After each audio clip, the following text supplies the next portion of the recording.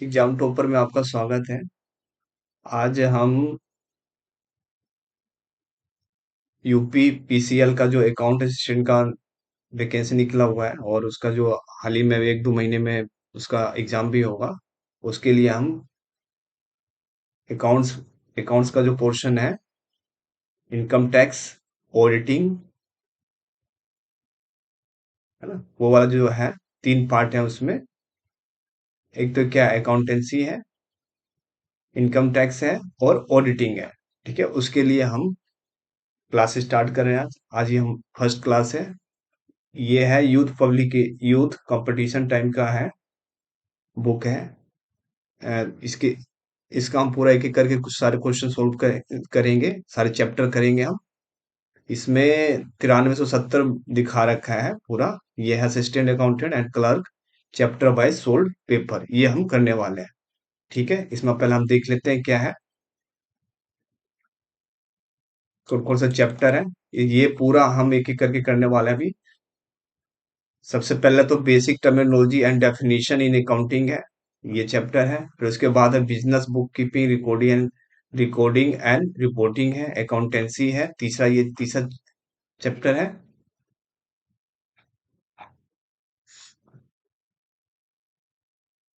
फिर इसके बाद है आपका तीन तीन उधर हो गया, इधर फिर ये आपका ऑडिटिंग हो गया। ये ऑडिटिंग हो गया, इनकम टैक्स हो गया, इंफॉर्मेशन टेक्नोलॉजी हो गया एंड अदर क्वेश्चन जो है। अदर अदर क्वेश्चन में कोस्ट एंड मैनेजमेंट अकाउंटेंसी का हो गया, principle and practice of management हो गया, बिजनेस इकोनॉमिक इंडियन इकोनॉमिक्स हो गया, बिजनेस लॉ हो गया, टैली, पार्टनरशिप, कंपनी अकाउंट और मिसलेनियस। ये है। इसमें लगभग 9000 से ऊपर क्वेश्चन है और ये पूरा हम page bye page, question by question हम करने वाले हैं। अभी जो फिलहाल है, हम चैप्टर कौन से किससे स्टार्ट करेंगे, basic terminology and definition accounting, ये वाला हम करने वाले हैं। तो चलिए इसकी हम शुरुआत करते हैं।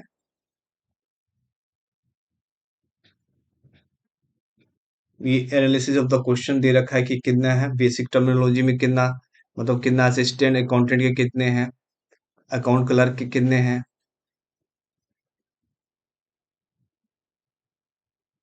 ये देखिए सारा दे रखा है इसमें, एक एक करके जब ये हम पूरा कम से कम कर लेंगे तो यह है कि अकाउंटिंग का जो पार्ट है यूपीपीसीएल में जो आता है, वो काफी हद तक हमारा सही हो जाएगा। ठीक है, तो हम स्टार्ट करते हैं। Basic terminology and definition. देखिए, क्वेश्चन नंबर फर्स्ट से आते हैं। क्या है, फंड मीन क्या होता है, current assets, current liability, working capital और नॉन ऑफ दिस। तो फंड मीन्स क्या होता है, करेंट एसेट्स होता है। ठीक है ना, ये हो गया। तो क्वेश्चन इसका फर्स्ट आंसर होगा, विच of the following is not taken into account in adjusting the cash balance. Which of the following is not taken into account in adjusting the cash balance. Mistake in the cash book, mistake in the passbook, bank charges debit in the passbook, interest and dividend credit in passbook. ये question क्या कह रहा है, विच of the following is not taken into account in adjusting the cash balance, कि इन चारों में से कौन सा है, जब हम कैश बुक क्या है, कंपनी के पास रहता है। ठीक है ना, तो वो इसमें जो जो मिस्टेक है या कुछ छूट गया तो वो हम सही कर सकते हैं, है ना। और जैसे mistake in cash book, company सही कर सकती है। Mistake in the passbook, company सही नहीं कर सकती है। ठीक है, पासबुक क्या है, पासबुक क्या, बैंक का एक बैंक बैंक स्टेटमेंट। पासबुक क्या है, जो हम प्रिंट निकालते हैं बैंक से, वो रहता है। तो उसमें क्या है, उसमें हम त्रिकुटी नहीं, उसके उसका मिस्टेक हम सही नहीं कर सकते ना। उसमें भी आप bank charge debited in the passbook, ये भी नहीं कर सकते हैं। Interest dividend in credit in the passbook, ये क्या तीनों पासबुक में है। तो पासबुक के सारी कंट्रोलिंग किसके पास रहती है, बैंक के पास रहती है। तो उसमें हम नहीं कर सकते हैं। ये mistake in the passbook, mistake in the passbook को हम सही नहीं कर सकते हैं। Bank charge debited in the passbook है, तो इसको क्या हम कैश बुक में लेके ठीक कर सकते हैं। Interest and dividend credit in the passbook, इसको भी हम कैश बुक में लेके सही कर सकते हैं। ये वाला नहीं कर सकते। अच्छा, which of the following would be considered as a use of fund. Use of fund मतलब कैश या बैंक, जिससे क्या हो, कम हो, उसे ही यूज ऑफ फंड कहेंगे। जैसे a decrease in the account receivable. Account receivable क्या होता है? अकाउंट रिसीवेबल बोले तो डेटर होता है। डेटर अगर ज्यादा है, डेटर अगर कम हो रहे हैं, तो यानी क्या, डेटर से पैसा आया होगा, ठीक है ना, तो यूज ऑफ फंड नहीं होगा।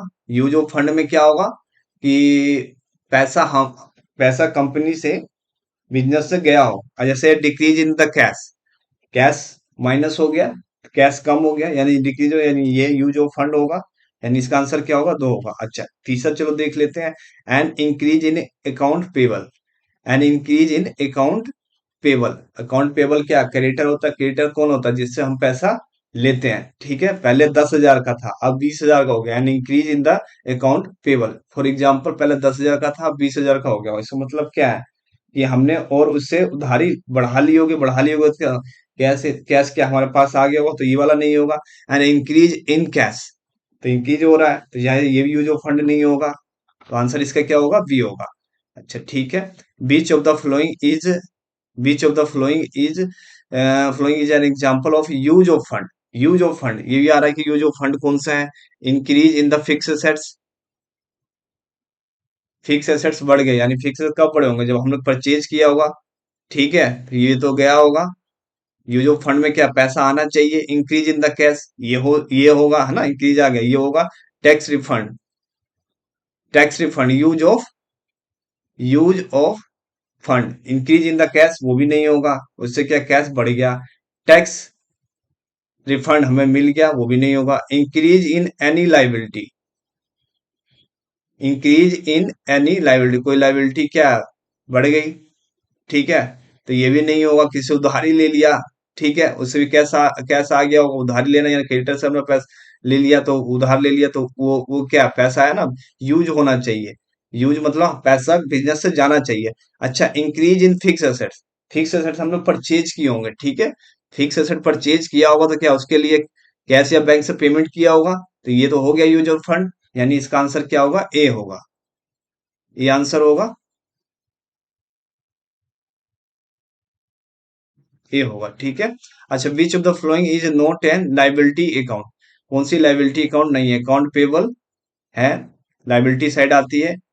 एक्रूड एक्सपेंसेस है, क्या ये लाइबिलिटी साइड आती है, ठीक है। कैश क्या है? डेबिट साइड में आता है ना। कैश क्या है? हमारा एसेट साइड में आता है, करंट एसेट्स का पार्ट है, तो यानी ये लाइबिलिटी का पार्ट नहीं है। आंसर क्या होगा? सी होगा।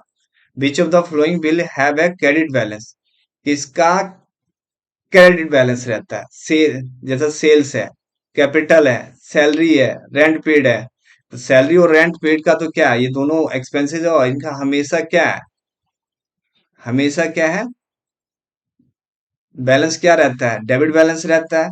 यानी सेल्स सेल्स का क्रेडिट बैलेंस रहेगा, और कैपिटल क्या, लायबिलिटी, तो इसका क्रेडिट बैलेंस। ए और बी आंसर होगा इसका, ए और बी हो गया। अच्छा, if the opening balance of cash in hand at the bank इतना है, expected receive from the debtor 2.5 lakh है, cash sale amount to rupees 4 lakh, cash purchase amount to rupees 150, payment to creditor and for expenses are 220, 2,20,000, then what will be the closing?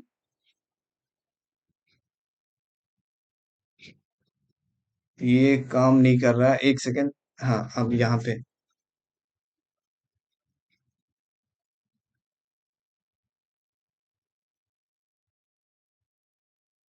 हाँ ये देखिए, इसमें क्या कह रहा है, इफ ओपनिंग बैलेंस है कैश इन हैंड के 2 लाख के, एक्सपेक्टेड रिसीव एंड डेटर है 2.5 लाख का, cash sale amounting to rupees कितना, 4 लाख के हैं, cash purchase amounting to rupees 1.5 lakh का, payment to creditor and for expenses are कितना, 2,20,000, then what will be the closing cash and bank balance? में closing cash and bank balance बता रहे हैं कि कितना होना चाहिए, ठीक है।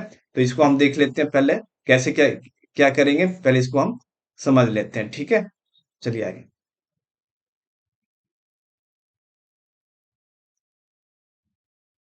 ये प्रैक्टिकल क्वेश्चन है थोड़ा।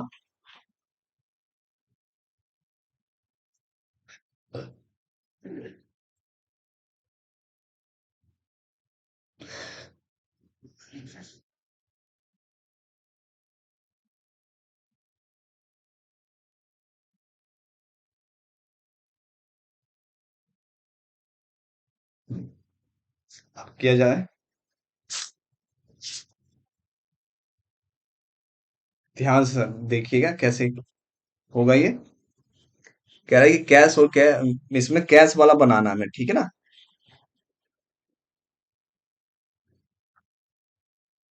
ओहो, ठीक।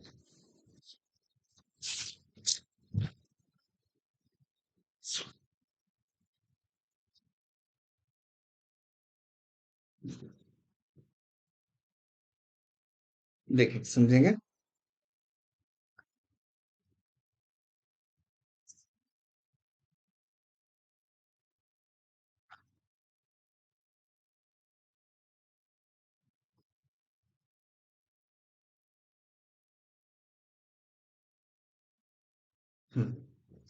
कैश वाला हम कर रहे हैं ना, कैश वाले में हम देखेंगे कैसे क्या करते हैं। पहले क्या है, कैश पूछ रहा है तो बीडी यहाँ पे लिख देंगे। डेबिट बैलेंस होता है कैश का हमेशा, यहाँ पे सीडी हो गया। ये जस्ट आपको बताने के लिए है, ठीक है ना। अब क्वेश्चन में आते हैं।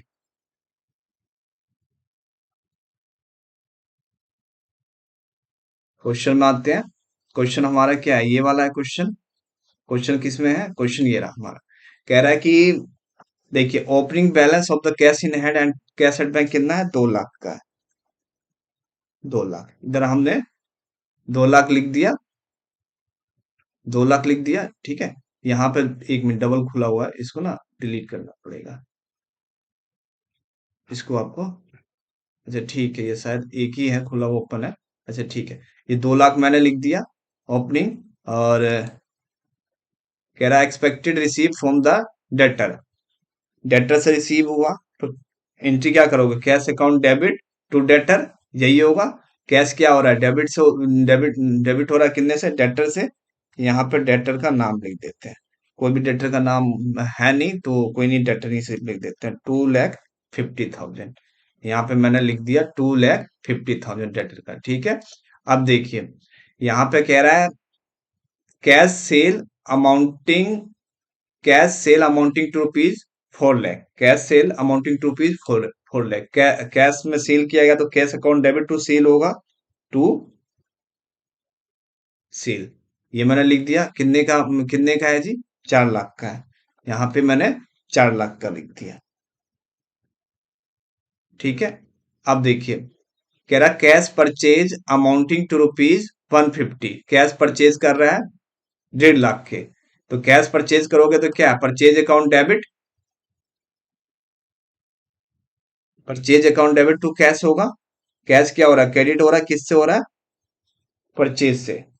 कैश किससे हो रहा है, परचेज से। तो यहाँ पे परचेज लिख दूंगा, कितने के, 1.5 लाख के थे परचेज, 1.5 लाख। ये मैंने 1.5 लाख के लिख दिए परचेज, ठीक है। 1.5 लाख का payment to creditor and for expenses are. अब यहाँ पर पेमेंट क्रेडिटर को किया गया है, कितने का किया गया है, क्रेडिटर को पेमेंट किया गया, तो बाई क्रेडिटर करोगे। Creditor account debit to cash होगा, कैश क्या हो रहा है, यहाँ पे क्रेडिटर लिख दूंगा। क्रेडिटर कितने के हैं, 2,20,000, ठीक है। ये हो गया। बस अब इसको हम टोटल कर देंगे। यहाँ पे ये देखेंगे, यहाँ मैंने लिख दिया क्रेडिटर 2,20,000 के, और यहाँ पे हो गया। अब यहाँ पे हम टोटलिंग कर देंगे, ठीक है। यहाँ पे अब टोटल कीजिए आप, कितने होते हैं, 2, 6, 8, 8.5 लाख ये हो गया आपका, ठीक है। यहाँ भी 8.5 लाख हो जाएगा। डेबिट क्रेडिट का टोटल क्या है, बराबर होता है। अब यहाँ पे देखिए ये हो रहा है 3,70,000 ना। 8,50,000 में से 3 लाख, 1 लाख, 1.5 लाख या 2 लाख है, तो 3,70,000 हुआ ना, 3,70,000। 3,70,000, इसको और स्मॉल कर देते हैं हम, यहाँ पे कर देते हैं, दिख रहा होगा आपको तब भी। थोड़ा सा बड़ा कर देते हैं, ठीक है। यहाँ पे ये हो गया, यानी इसको टोटल करो, इसमें से इसको माइनस कर दो। 3 0 4, ये 0 हो गया, यहाँ पे 8 हो गया, ये 7, 7 में से 3 गए, 4, 4,80,000। 4,80,000 बैलेंसिंग फिगर आपका आ गया। यानी कितना होगा क्लोजिंग कैश एंड बैलेंस, कितना होगा आपका, यहाँ पे देखिए 4,80,000, यानी इसका आंसर क्या होगा, ए होगा। ठीक है, समझ में आया यहाँ पे। ये बस आ गया। बैलेंस बीटी था 2 लाख का, डेटर से 2.5 लाख रिसीव हुए, सेल्स मैंने 4 लाख का कर दिया, ये टोटल वो इधर हो गया। परचेज किए 1.5 लाख के, क्रेडिटर को पेमेंट किया 2,20,000 का। सिंपल ये कैश का अकाउंट हम नहीं नहीं बनाते ना, सिंपल जमा घटा कर लेते, उससे भी ये हो जाता। ठीक, ये आ गया बैलेंस शीट फिगर, कितना आ गया, 4,80,000 का। इसको अब सेकंड में आते हैं क्वेश्चन सेकंड में।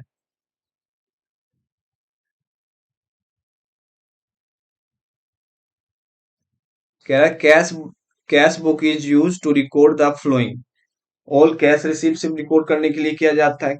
नहीं, सिर्फ कैश रिसीव करने के लिए किया जाता है, लेकिन सिर्फ कैश रिसीव के लिए नहीं है। Payment, all cash payment only, no, only लगा दिया तो नहीं होगा। कैश बुक क्या होता है, रिसीव और पेमेंट दोनों को रिकॉर्ड करने के लिए किया जाता है। All cash and credit sale, इसके लिए किया जाएगा नहीं, क्रेडिट सेल के लिए नहीं किया जाता है। All received and payment of cash, ये क्या होगा, डी होगा, डी इसका राइट आंसर होगा। ठीक है, अब आते हैं क्वेश्चन नंबर 9 में। Which of the following are advantage of the cash book. Cash book के क्या एडवांटेज है? सबसे पहला तो बोथ ऑफ दीज, यानी बोथ ऑफ दीज क्या, नीचे वालों के बारे में बात कर रहा होगा। Any mistake in the book can be easily detect at the time of verification of the cash. ठीक है, कह रहा है एनी मिस्टेक कोई बुक में है तो इजीली डिटेक्ट करते हैं, इसलिए कैश बुक बनाया जाता है। हाँ, इसके लिए भी बनाया जाता है। Daily cash receive and cash payment are easily ascertain. हाँ, कैश बुक का यही काम ही है, डेली बेसिस पे क्या कैश को रिसीव और पेमेंट का रिकॉर्ड किया जाता है। नन ऑफ दीज, यानी नन ऑफ दीज यानी ऊपर में से कोई नहीं। तो यानी क्या है, ये बी और सी दोनों सही आंसर है। ये भी होगा आपका, बी भी होगा सही और सी भी होगा सही। ठीक है, ये दोनों होंगे, यानी इसका आंसर क्या होगा, ए होगा। अच्छा, the debit balance at the end of the year in a cash book show debit balance, the debit balance at the end of the year in the cash book show क्या क्या बताता है, total debit balance at the end of the year in the cash book. So total cash payment during the year, total cash receive during the year, income of the business and entity, cash in hand at the end of the given period. ठीक है ना, ये क्या closing balance बताता है, cash का debit balance होना year and में क्या है, क्लोजिंग बैलेंस कैश का बताता है, यानी इसका आंसर क्या होगा, डी होगा। ठीक है, इसका आंसर क्या होगा, डी होगा। ये ज्यादा लंबा ना क्लास हो जाए, इसलिए कि अभी हम 10 क्वेश्चन करते हैं, धीरे धीरे नंबर ऑफ क्वेश्चन बढ़ाएंगे, कम टाइम में नंबर ऑफ क्वेश्चन बढ़ाएंगे। अभी तक मैं यहीं पे रखता हूँ, है ना, 10 क्वेश्चन ही रखता हूँ, बाकी मैं और बाद में रिकॉर्ड करूंगा इसके लिए। ओके, धन्यवाद।